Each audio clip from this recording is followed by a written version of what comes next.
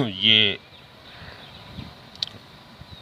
ठोस अवस्था की 11वीं वीडियो है और इसमें आप लोग पढ़ेंगे अष्टफलकी रिक्ति के लिए त्रिज्या अनुपात। पिछली वीडियो में हम लोगों ने देख लिया था कि अष्टफलकी रिक्ति कहाँ बनती है। तो अष्टफलकी रिक्ति जो होती है 6 गोलों के बीच में बनती है, जिसमें जो 4 गोले होते हैं एक तल में होते हैं और 5वां गोला ऊपर से होता है और 6वां गोला पीछे से होता है। तो इन 6 के बीच में जगह बचती है खाली, इसी को अष्टफलकी रिक्ति कहते हैं।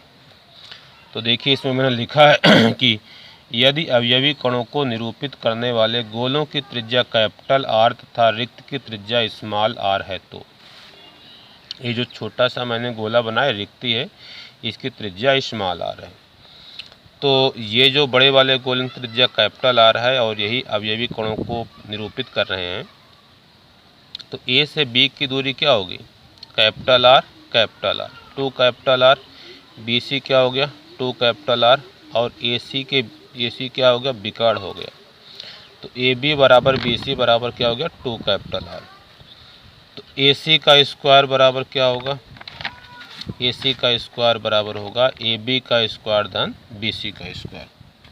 तो ए बी भी क्या है? 2 कैपिटल आर। तो 2 कैपिटल आर का स्क्वायर हो गया। बी सी 2 कैपिटल आर का स्क्वायर हो गया। तो ये हो गया 4r का स्क्वायर 4r का स्क्वायर। तो क्या हो गया? 8r का स्क्वायर। इसका जब वर्गमूल लेंगे तो 2√2r हो जाएगा AC। ये समीकरण नंबर 1 हो गया। यहाँ तक शायद आपको समझ में आ गया होगा। इसके बाद आप फिगर में देखिए, अगर आप A से C के बीच में देखेंगे तो यहाँ से यहाँ तक की दूरी आपकी कैपिटल आर। ये जो छोटा सा है ये तो यहाँ से यहाँ तक क्या व्यास है 2 स्मॉल आर और ये कैपिटल आर। तो कैपिटल आर और यहाँ से यहाँ तक कैपिटल आर 2 कैपिटल आर और बीच में 2 स्मॉल आर। तो AC बराबर क्या हो गया?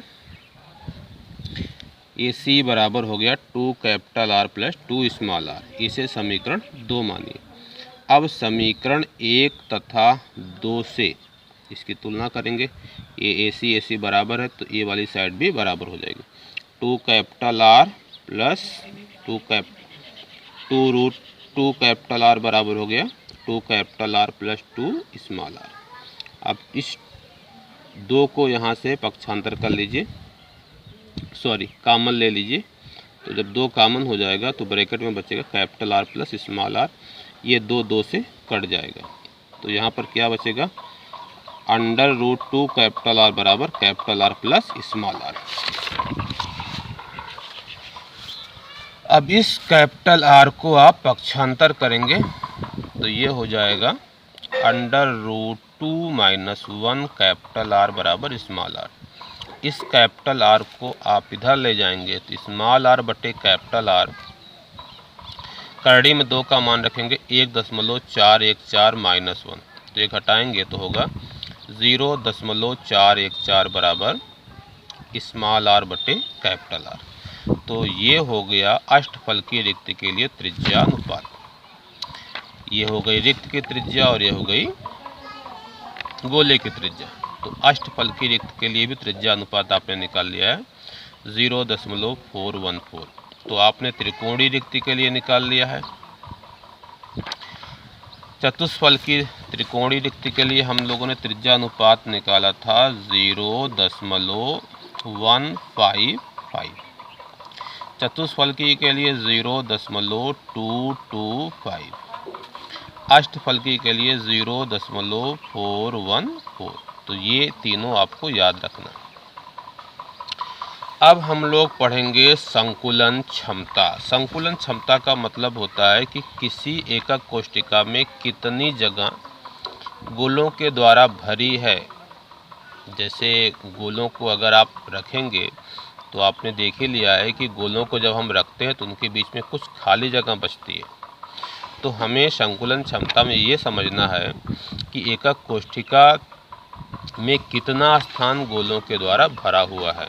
तो संकुलन क्षमता की मैं परिभाषा आपको दिखा हुआ हूँ, आपको मैं पढ़ के दिखा दे रहा हूँ। क्रिस्टलीय ठोस की एकक कोष्ठिका में गोलों के द्वारा घेरे गए आयतन तथा एकक कोष्ठिका के आयतन के अनुपात को संकुलन क्षमता कहते हैं। यानी गोलों के द्वारा घिरा हुआ कुल आयतन और एकक कोष्ठिका का जो आयतन होता है उसके अनुपात को संकुलन क्षमता कहते हैं। अब देखिए संकुलन क्षमता का मैंने फार्मूला भी लिख दिया। संकुलन क्षमता बराबर गोलों के द्वारा घिरा गया कुल आयतन बटे एकक कोष्ठिका का आयतन गुणे 100। यहाँ पर 100 मैंने लिखा था, थोड़ा सा जगह कम थी तो यहाँ पर 100 है, वो आप लिख लीजिएगा। तो हम लोगों को घनी एकक कोष्ठिका पढ़नी है, तो घनीय में सबसे पहले हम लोग पढ़ेंगे सरल घनी एकक कोष्ठिका की संकुलन क्षमता। सरल घनी एकक कोष्ठिका में अवयवी कण जो होते हैं प्रत्येक कोने पर होते हैं। ये आपको पता है कि अवयवी कण जो होते हैं कोने पर होते हैं। तो मैंने देखिए लिखा क्या है, सरल घनी एकक कोष्ठिका में कोष्ठिका के प्रत्येक कोर की लंबाई, कोर का मतलब लंबाई चौड़ाई ऊंचाई को यहाँ पर कोर कहा जाता है। घन में तो सब कुछ बराबर ही होता है, तो प्रत्येक कोर की लंबाई चौड़ाई ऊंचाई बराबर होगी, वो क्या है, स्मॉल ए है। वो आपकी स्मॉल ए है।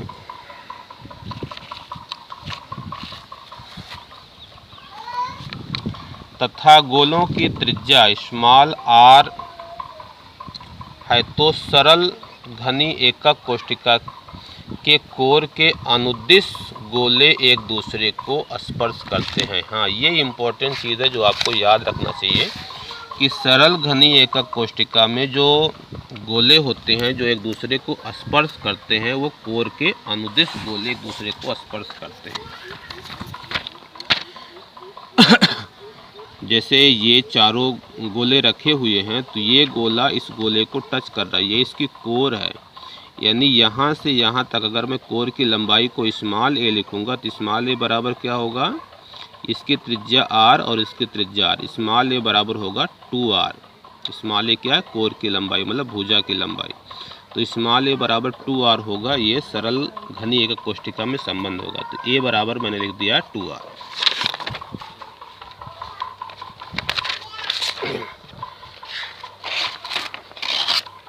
अब देखिए सरल घनी एकक कोष्ठिका में गोलों की जो संख्या होती है, गोले कहाँ होते हैं, केवल कोने पर होते हैं। कोनों के गोले को योगदान कितना होता है, 1/8। तो 8 गुणे 1/8 बराबर 1, मैं पहले भी आपको बता चुका हूँ। एकक कोष्ठिका में गोलों का आयतन, गोलों का आयतन कितना होगा, गोले का आयतन आप लोग जानते हैं 4/3 पाई r क्यूब होता है। और एक गोला है तो गुणे 1 करेंगे तो एक एकक कोष्ठिका में जो गोले का आयतन होगा वो हो जाएगा 4/3 पाई r क्यूब हो जाएगा। अब एकक कोष्ठिका का आयतन क्या होगा, एकक कोष्ठिका घन के आकार की है तो घन का आयतन क्या होता है, a क्यूब, भुजा का क्यूब हो गया। a बराबर क्या हो गया 2r। तो 2r का जब हम क्यूब करेंगे तो क्या हो जाएगा 8r का क्यूब। संकुलन क्षमता का फार्मूला आपको पता ही है। संकुलन क्षमता बराबर क्या होता है, एकक कोष्ठिका में अवयवी कणों का कुल आयतन बटे एकक कोष्ठिका का आयतन गुणे 100। तो अवयवी कणों का कुल आयतन कितना है, 4/3 पाई r क्यूब है। कुल आयतन क्या है, 8 पाई r क्यूब है गुणे 100। r क्यूब से कट गया, 4/3 गुणे 8 ऊपर पाई गुणे 100। तो 4 से काट दीजिए, 4 दूनी 8 पाई बटे 3 दूना 6 गुणे 100। पाई का मान 3.14 गुणे 100 बटे 6। गुणा करेंगे तो 314/6। इसको भाग देने पर यह 352.33 आता है और ये लिया जाता है 52.4%। क्योंकि ये जो पाई ओई का मान यहाँ पर रखा है 3.14, ये एग्जैक्ट मान नहीं, ये लगभग मान है। तो इसका जो एग्जैक्ट मान आता है वो 52.4% आता है। तो सरल घनी एकक कोष्ठिका की संकुलन क्षमता कितनी होती है, 52.4%। यानी 52.4% जो आयतन होता है वो गोलों के द्वारा घिरा होता है, शेष जो आयतन होता है वो खाली होता है। यानी खाली कितना होगा, 100 में से 52.4 घटाएंगे तो कितना बचेगा, 48 कितना बचेगा 47.6, घटा के देख लीजिएगा जो भी बचेगा। फलक केंद्रीय घनी एकक कोष्ठिका की संकुलन क्षमता। तो फलक केंद्रीय घनी एकक कोष्ठिका में क्या होता है आपको मैं पहले बता चुका हूँ कि फलक केंद्रीय घनी एकक कोष्ठिका में कौन से गोले टच करते हैं, फलक के विकर्ण के अनुदिश गोले एक दूसरे को टच करते हैं। और फलक केंद्रित घनी एकक कोष्ठिका में एक एकक कोष्ठिका में 4 गोले आते हैं। तो इसको मैंने लिखा है फलक केंद्रित घनी एकक कोष्ठिका में एकक कोष्ठिका के फलक के विकर्ण के अनुदिश गोले एक दूसरे को स्पर्श करते हैं। कोर की लंबाई स्मॉल a तथा गोलों की त्रिज्या स्मॉल r है। अगर स्मॉल r गोलों की त्रिज्या ली जाए, देखिए फिगर बना के मैंने समझाने की कोशिश किया है। ये सेंटर था, इस पे सेंटर पर बनाना चाहिए था, बहुत अच्छा नहीं बन पाया है। ये फलक देख रहे हैं, ये वाला ये सामने वाला जो देख रहा है मतलब ए बी सी, चलिए मैं यहाँ भी डाल दे रहा हूँ डी, ये सामने वाला फलक है, फेस है। तो एक गोले का सेंटर यहाँ होगा, एक गोले का यहाँ होगा और एक का फलक के बीच में होगा। ये तीनों गोले क्या कर रहे हैं, टच कर रहे हैं। तीनों की त्रिज्या क्या है, कैप, जो भी हो स्मॉल आर कैपिटल आर जो भी मैंने लिया होगा, मैंने स्मॉल आर लिया है। तो तीनों की त्रिज्या क्या है, स्मॉल आर है। बी से सी क्या है, ये कोर है, इसकी त्रिज्या इसकी लंबाई क्या है, स्मॉल ए है। ए बी की लंबाई क्या है, स्मॉल ए है। तो पहले आप देखिए ए बी सी ये क्या बनेगा, एक समकोण त्रिभुज बनेगा। तो अगर मैं ए से सी तक देखूं तो यहाँ से यहाँ तक क्या हो गया, स्मॉल आर, ये 2r और ये r, तो ए से सी तक हो गया 4r, ये समीकरण 1 हो गया। फिर ए सी बराबर क्या होगा, ए बी का स्क्वायर प्लस बी सी का स्क्वायर। ए बी कितना है, स्मॉल ए का स्क्वायर स्मॉल ए का स्क्वायर अंडर रूट 2a का स्क्वायर। तो ए स्क्वायर बाहर हो जाएगा, तो ए सी बराबर होगा अंडर रूट 2a। समीकरण 2, समीकरण 1 और 2 की अगर आप तुलना करेंगे तो अंडर रूट 2a बराबर हो गया 4r हो गया। तो यहाँ से जब a निकालेंगे तो ये रूट 2 इसके बटे में जाएगा। 4 को मैं क्या लिख सकता हूँ, 2 गुणे 2 लिख सकता हूँ। तो इस 2 को मैंने लिख दिया कार्डी में 2 गुणे कार्डी में 2, एक कार्डी में 2 कट जाएगा। तो यहाँ से a बराबर मिल गया 2 कार्डी में 2r। ये आपको संबंध याद रखना है, FCC में ये संबंध होता है, a बराबर 2 कार्डी में 2r। यहाँ से क्वेश्चन पूछे भी जाते हैं, जो क्वेश्चन पूछेगा उसको भी मैं कराऊंगा। अब देखिए फलक केंद्रीय घनी एकक कोष्ठिका में अवयवी कणों की कुल संख्या। ये तो आप लोग जानते हैं कि कोनों पर होते हैं, फलक के केंद्र पर होते हैं। कोने पर कितने योगदान होता है, 1/8। कोने कितने होते हैं, 8 होते हैं।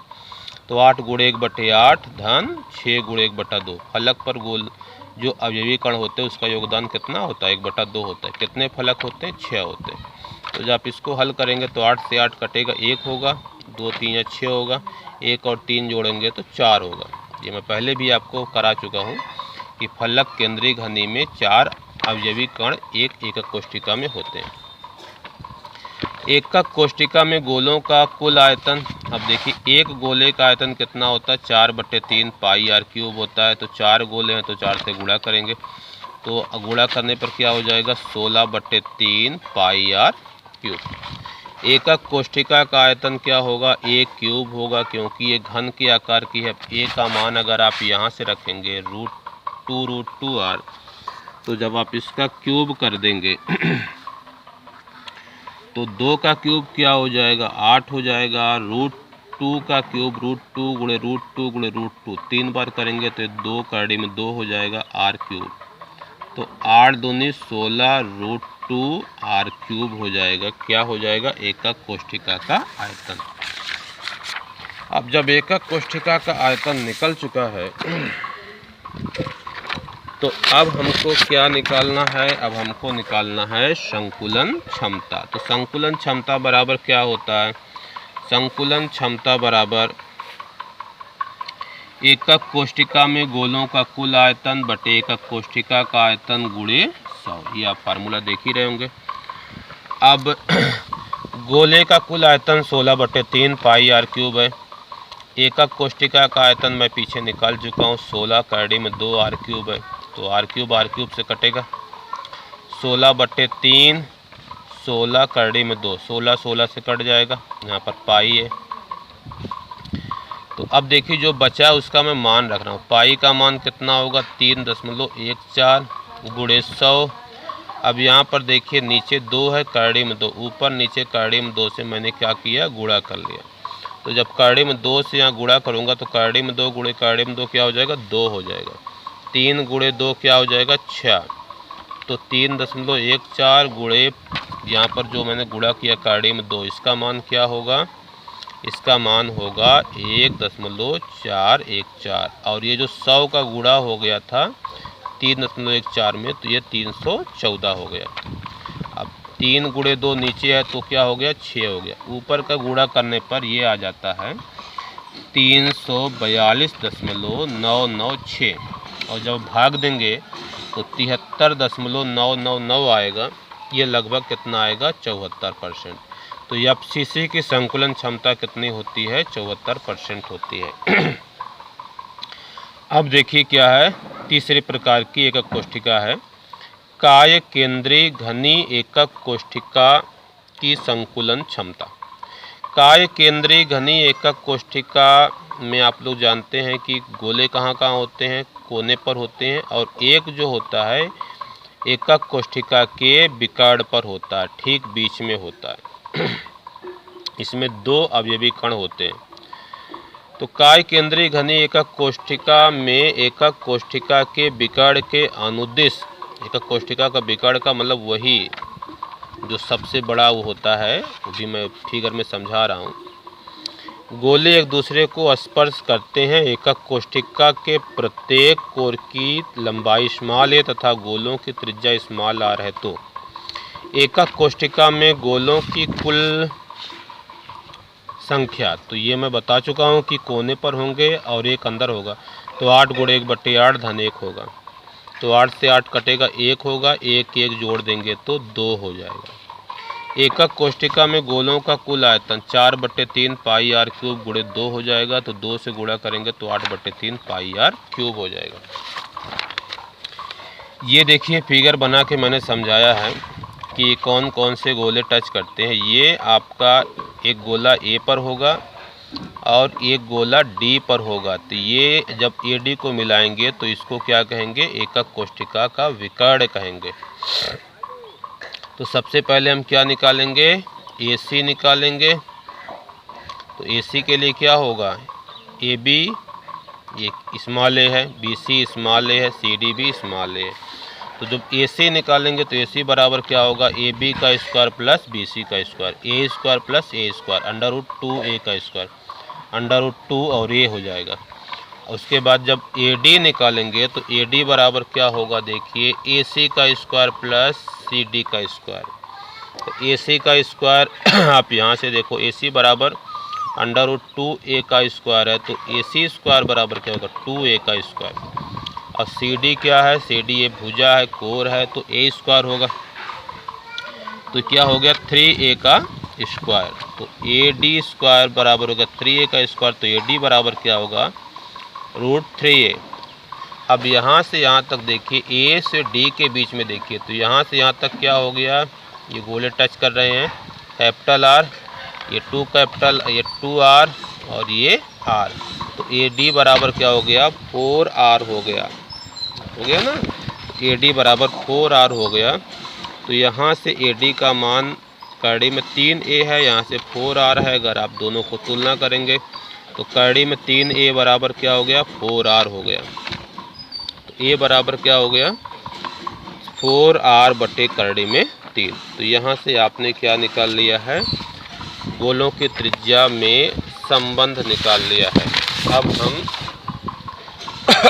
आगे देखेंगे। अब देखिए संकुलन क्षमता का वही फार्मूला आपको लिख देना है, एकक कोष्ठिका में गोलों का कुल आयतन बटे एकक कोष्ठिका का आयतन गुणे 100। तो एकक कोष्ठिका में गोलों का कुल आयतन 2 गोले होते हैं, तो 8/3 पाई आर क्यूब।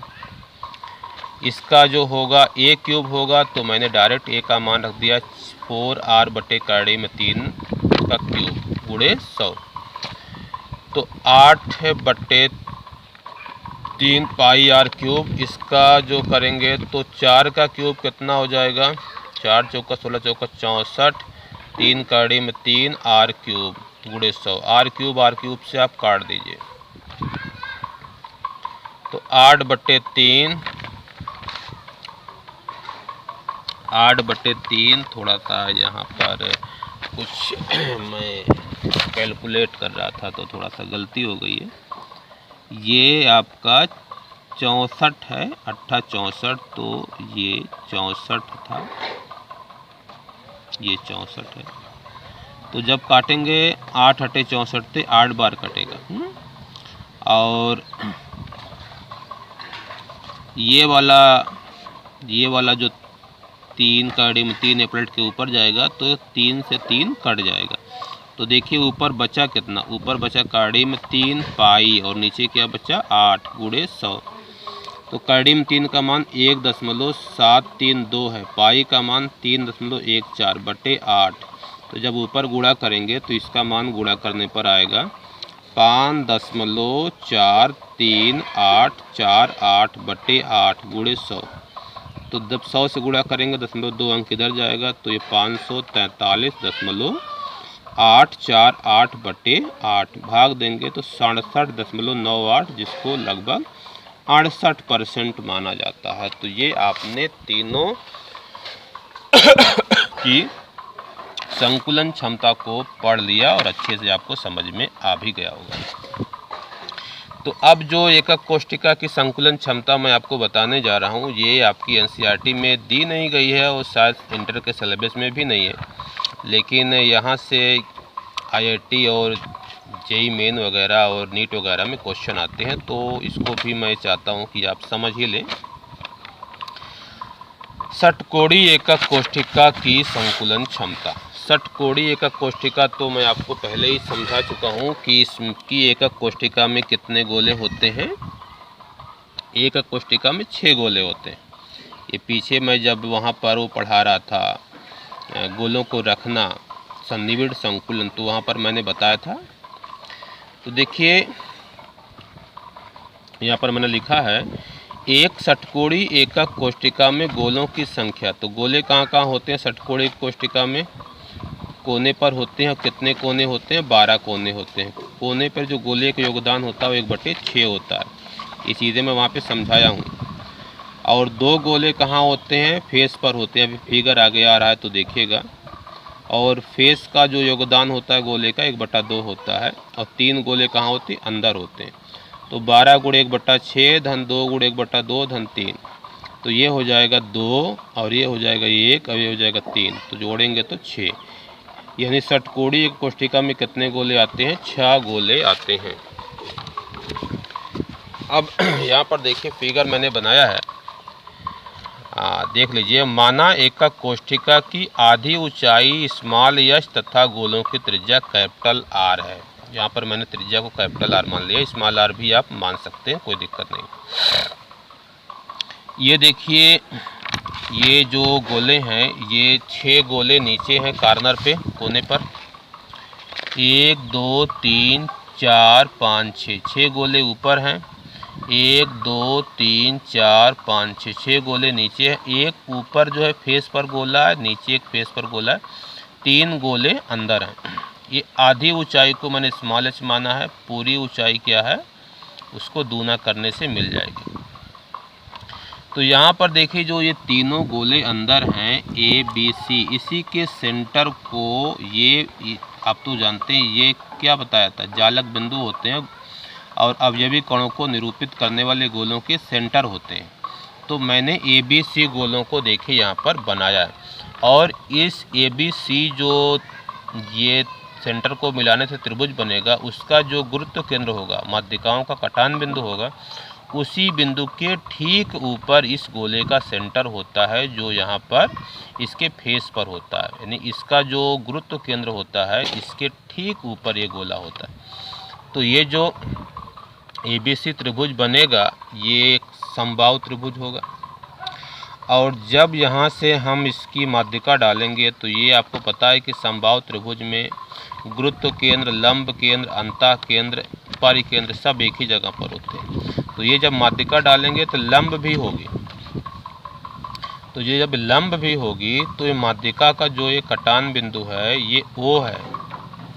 तो सबसे पहले हम इसकी माध्यिका की लंबाई AD निकालेंगे। तो ये आपका समकोण भी होगा। तो AB बराबर BC बराबर CA बराबर क्या होगा 2R। ये तो पता ही है, ये कैपिटल R, ये कैपिटल R। तो AB क्या होगा 2R, BC क्या होगा 2R, CA क्या होगा 2R, और यहाँ BD क्या होगा कैपिटल R होगा। तो ABD में, त्रिभुज ABD में देखिए AB का स्क्वायर बराबर होगा AD का स्क्वायर धन BD का स्क्वायर। तो AB का स्क्वायर बराबर क्या, AB बराबर क्या 2R का स्क्वायर। इसके बाद AD मुझे निकालना है, BD क्या है R का स्क्वायर। तो ये हो जाएगा 4R का स्क्वायर, AD स्क्वायर R ये निकालना है, और ये हो गया R स्क्वायर। तो इसको पक्षांतर करेंगे तो क्या होगा 3R का स्क्वायर बराबर AD का स्क्वायर। तो AD बराबर क्या हो गया कड़ी में 3R हो जाएगा। देखिए यहाँ पर कुछ मैंने स्पष्टीकरण दिया है कि गोला ABC के ठीक ABC के गुरुत्व केंद्र के ठीक ऊपर होगा। ये मैंने आपको बता भी दिया था। और गुरुत्व केंद्र क्या होता है, माध्यिकाओं का कटान बिंदु होता है।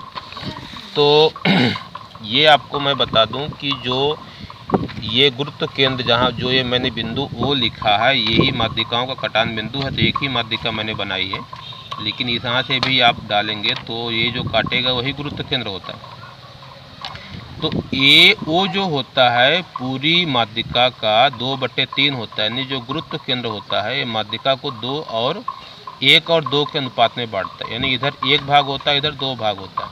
तो AO जो होगा वो AD का 2/3 होगा। तो AO बराबर 2/3 AD। AD का मान यहाँ मैं निकाल चुका हूँ, कड़ी में 3R। तो जब कड़ी में 3R रखेंगे तो ये नीचे वाला जो 3 है इसको कड़ी में 3 गुणे कड़ी में 3 लिखेंगे, एक कड़ी में 3 कट जाएगा। तो AO बराबर क्या होगा 2/कड़ी में 3 कैपिटल R हो जाएगा। तो देखिए यहाँ पर अब एक दूसरा चित्र मैंने यहाँ पर बनाने की कोशिश किया है, इसको समझिएगा। ये तो जो 3 गोले यहाँ पर रखे गए थे उसका गुरुत्व केंद्र यहाँ पर O है, और O के जस्ट ऊपर E है। यानी अब देखिए एक गोले का सेंटर A है और ये गुरुत्व केंद्र O है, AO जिसको मैंने अभी निकाला है, इसके जस्ट ऊपर E है, यानी O से E की दूरी ही हमारी स्मॉल h है। और जो गोला E है वो गोला A को टच कर रहा है। अगर 2 गोले दूसरे को टच करते हो तो उनके केंद्रों के बीच की दूरी क्या होगी 2R होगी। क्या होगी 2R होगी। तो AE बराबर क्या हो गया 2R हो गया। OA बराबर 2/कड़ी में 3R हो गया, जिसको मैं अभी यहाँ पर देखिए निकाल ही चुका हूँ। और ये भी क्या है एक समकोण त्रिभुज है। जो समकोण त्रिभुज है इसमें भी मैं पाइथागोरस की प्रमेय लगा सकता हूँ। तो जब मैं इसमें पाइथागोरस की प्रमेय लगाऊंगा तो देखिए अभी त्रिभुज तो आपको याद ही होगा। त्रिभुज यहाँ पर देख लीजिए, त्रिभुज फिर से देख लीजिए, यहाँ पर है, यहाँ पर क्या होगा AE का स्क्वायर, ये कर्ण AE का स्क्वायर बराबर AO का स्क्वायर धन OE का स्क्वायर। AE का इसका स्क्वायर बराबर AO का स्क्वायर धन OE का स्क्वायर। AE कितना है ये हो गया 2R। AO कितना है 2/कड़ी में 3R इसका स्क्वायर, और OE का स्क्वायर मैंने OE का स्क्वायर लिख दिया, और OE बराबर मेरा क्या है h है। आप मतलब कि एक कोष्ठिका की आधी ऊंचाई। तो जब इसका स्क्वायर करूंगा 4R का स्क्वायर, और ये 2 का स्क्वायर 4/3R का स्क्वायर बराबर h का स्क्वायर। इसको इधर पक्षांतर करके लाऊंगा, ये माइनस हो जाएगा। यहाँ से 4R स्क्वायर कॉमन लूँगा तो 1 - 1/3 हो जाएगा। इधर h का स्क्वायर, 1 में से 1/3 घटाएंगे तो क्या होगा 2/3। अब ये गुणा करेंगे तो क्या होगा 8/3R स्क्वायर बराबर h स्क्वायर। तो यहाँ से h बराबर क्या हो जाएगा 8 का वर्गमूल 2 कड़ी में 2/कड़ी में 3R तो इसको मैं लिख सकता हूँ 2 कड़ी में 2/3, ये पूरा 2/3 कड़ी में है, r हो गया। अब एकक कोष्ठिका की पूरी ऊंचाई क्या होगी, तो आधी ऊंचाई स्मॉल s निकाली गई ना। पूरी ऊंचाई के लिए मैं 2 से गुणा करूंगा, तो 2 से गुणा करूंगा, 2 दूनी 4, 4, उसके बाद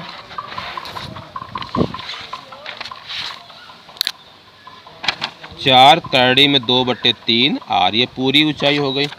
अब एकक कोष्ठिका, षटकोणी एकक कोष्ठिका का आयतन, आयतन क्या होगा। अब आयतन भी आप यहाँ से समझिए, देखिए आयतन होता है आधार का क्षेत्रफल गुणे ऊंचाई। तो आधार पे क्या है, आधार पे देखिए 6 समबाहु त्रिभुज बने हुए हैं। यहाँ पर एक गोला है और यहाँ पर एक गोला है। जब 2 गोले टच करते हैं, जो बीच का गोला है किनारों के 6 गोलों को टच कर रहा है, तो यहाँ से यहाँ तक की दूरी क्या हो गई, कैपिटल R, ये दूरी कैपिटल R, ये दूरी ये 2R, ये भी 2R, ये भी 2R। तो ये कैसा त्रिभुज बना, समबाहु त्रिभुज। ये 6 त्रिभुज क्या है, समबाहु त्रिभुज है। समबाहु त्रिभुज का क्षेत्रफल क्या होता है, कड़ी में 3/4 गुणे भुजा का वर्ग। यहाँ पर भुजा क्या है, 2R है। तो एक त्रिभुज के क्षेत्रफल निकाल के हम 6 से गुणा करेंगे तो आधार का क्षेत्रफल मिलेगा, गुणे ऊंचाई कर देंगे तो हमको इसका आयतन मिल जाएगा। तो देखिए षटकोणी एकक कोष्ठिका का आयतन क्या होगा, 6 गुणे आधार पर देखिए क्या है, समबाहु त्रिभुज है, कड़ी में 3/4 गुणे भुजा का वर्ग। 4, भाई भुजा कितनी है, 2 कैपिटल R है, गोले टच कर रहे हैं, तो 2 कैपिटल R का स्क्वायर किया हूँ, गुणे ऊंचाई 4, 2 कड़ी में 3 R, R जो है कड़ी से बाहर है, कड़ी से ये बाहर है R। तो यहाँ पर देखिए ये 4 से 4 कट जाएगा और इसका हल मैं आगे लिखाऊंगा।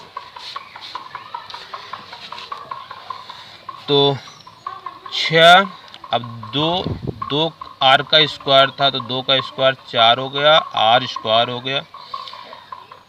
कड़ी में 3 भी वहाँ पर था, कड़ी में 3 आपको दिखा दे रहा हूँ, ये वाला कड़ी में 3 जो फार्मूले में था, कड़ी में 3/4 वाला, वो कड़ी में 3 यहाँ पर लिखा गया है। जो कड़ी में 2/3 एक ही साथ था, उसको मैंने अलग अलग कर दिया, कड़ी में 2/3 R। तो कड़ी में 3 से कट जाएगा, 6 चौका 24, कड़ी में 2 R³। ये क्या हो गया, एकक कोष्ठिका का आयतन हो गया। अब देखिए एकक कोष्ठिका में गोलों का कुल आयतन, कितने गोले होते हैं, 6 गोले होते हैं। इसको मैं पहले ही कैलकुलेट कर चुका हूँ। एक गोले का आयतन 4/3 πr³ होगा, गुणे 6 कर देंगे तो 24/3 πr³। अब वही संकुलन क्षमता वाला फार्मूला लिखा गया है, एकक कोष्ठिका में गोलों का कुल आयतन बटे एकक कोष्ठिका का आयतन गुणे 100। तो एकक कोष्ठिका में गोले कुल आयतन कितना होगा, अभी मैंने निकाला, यहाँ पे देखिए, यहाँ पे 24/3 πr³। एकक कोष्ठिका का भी आयतन यही निकाला गया, 24 कड़ी में 2 R³, R³ से कटे, गुणे 100 हो गया। तो 24/3 ये पाई हो गया, 24 कड़ी में 2, 24 से कट जाएगा, π/3 कड़ी में 2। तो कड़ी में 2 से ऊपर नीचे में गुणा कर ले रहा हूँ, गुणे 100। तो कड़ी में 2 गुणे कड़ी में 2 क्या होगा, 2 हो जाएगा, पाई कड़ी में 2 गुणे 100। अब सबका मान रखिए, पाई का मान रखा जाएगा, यहाँ पर देखिए मैंने रखा है, पाई का मान 3.14, कड़ी में 2 का मान 1.414 गुणे 100/6। ऊपर वाला जब गुणा करेंगे तो गुणा करने पर आएगा 442.74/6। हल करेंगे 73.79। तो इसको लगभग क्या लिया था, 74%। तो षटकोणीय निविड़ संकुलन जो होता है उसका भी संकुलन क्षमता 74% होती है। ये मैं आपको बताया था वहाँ पर कि आप याद रखिएगा। देखिए उसको मैंने डिराइव करके भी समझा दिया है। तो मेरी समझ से ये वीडियो आपको समझ में आई होगी। थोड़ा लंबी तो हो गई है लेकिन काफ़ी यूज़फुल वीडियो से आप ज़रूर देखिएगा।